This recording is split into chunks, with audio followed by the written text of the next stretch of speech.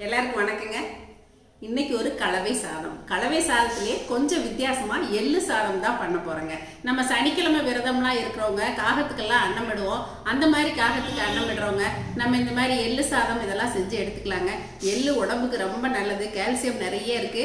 குழந்தைங்களுக்கு கூட நீங்கள் லஞ்ச் பாக்ஸ்க்கெல்லாம் கட்டி கொடுக்குறதுனா கூட இந்த எள்ளு சாதம் கொண்டு போகலாம். பெரியவங்களும் ஆஃபீஸ்க்கு எடுத்துகிட்டு போகிறதுனா கூட இந்த எள்ளு சாதம் கொண்டு போகலாங்க. இது நம்ம டிஃபன் பாக்ஸ் ரெசிபியாகவும் வச்சுக்கலாம், சனிக்கிழமை விரத ரெசிபியாகவும் வச்சுக்கலாங்க. சனிக்கிழமை நம்ம யூஸ்வல் சாம்பார் ரசம் மற்றதெல்லாம் விரதம் இருக்கவங்க செஞ்சால் கூட இந்த எள்ளு சாதம் அடிஷ்னலாக செஞ்சு நம்ம வீட்டில் இருக்கவங்களுக்கு கொடுக்கலாங்க. இந்த எள்ளு சாதம் செய்கிறது ரொம்ப கஷ்டமே இல்லைங்க. நம்ம எள்ளை சாதாரணமாக வாங்கின உடனே நம்ம கல் போக அரிச்சு நல்லா வெயிலில் காய வச்சுக்கணுங்க. ஏன்னா கருப்பு எள் தான் உடம்புக்கு ரொம்ப ஆரோக்கியமான விஷயம். கருப்பு எள் யூஸ் பண்ணி இந்த மாதிரி சாதம்லாம் பண்ணுறது ரொம்ப நல்லதுங்க. அதனால் சாதம் மட்டும் வேக வச்சுட்டோம், உதிரி உதிராக வேக வச்சுட்டோம் அப்படின்னா இந்த எள்ளு சாதம் டக்குன்னு ஒரு 10 நிமிஷத்தில் பண்ணிடலாங்க. இப்போ கிச்சனுக்குள்ளே போகலாங்க, எப்படி செய்கிறது பார்க்கலாம். எள்ளு சாதம் செய்ய ஒரு வாணலி அடுப்பில் ஏற்றிருக்கேங்க. ஒரு 2 டேபிள் ஸ்பூன் அளவுக்கு துவரம் பருப்பு சேர்த்துக்கலாம்.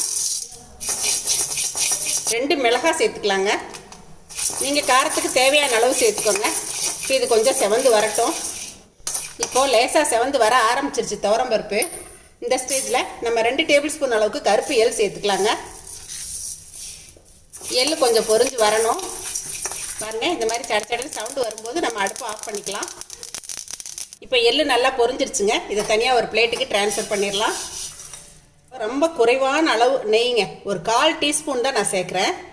இல்லை தேங்காய் துருவல் 1 டேபிள் ஸ்பூன் சேர்த்துக்கலாங்க. இந்த 1 டேபிள் ஸ்பூன் தேங்காய் துருவலை இந்த நெய்யில் வறுத்துடலாம் நல்லா.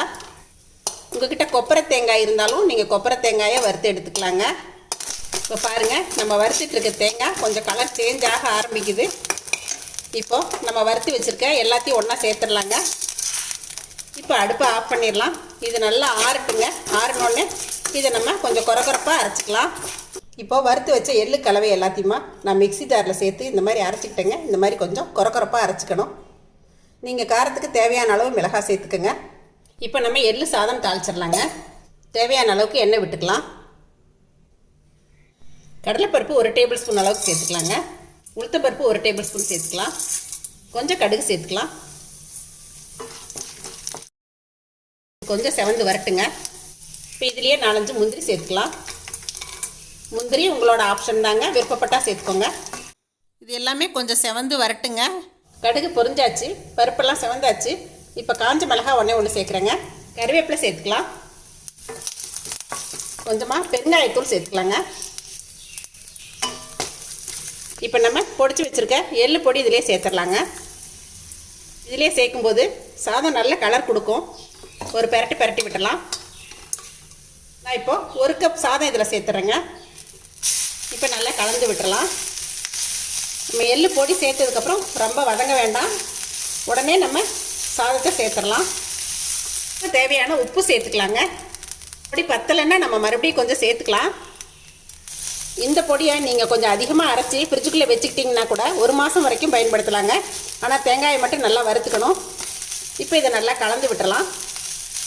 கலக்கும் போதே அந்த எள்ளு வாசம் ஜம்முன்னு தூக்குதுங்க. இதில் வறுத்து தோல் எடுத்த வேர்க்கடலை கொஞ்சம் சேர்த்துறேங்க. இதுவும் ஒரு நல்ல டேஸ்ட் கொடுக்கும். கொஞ்சமாக நெய் விட்டுக்கலாம்.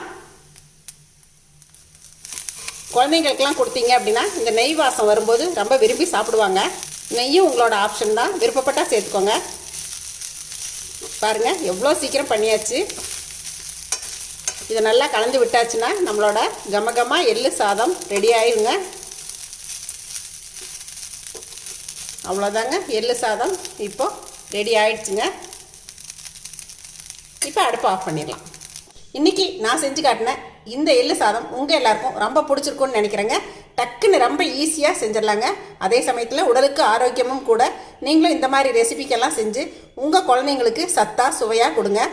நீங்கள் சரசு சமையலில் இந்த மாதிரி சத்தான சுவையான ரெசிபிகள் ஏராளம் கொடுத்துருக்கேங்க. நிறைய வீடியோஸ் கொடுத்துருக்கேன். கண்டிப்பாக நீங்கள் எல்லோரும் போய் பாருங்கள்.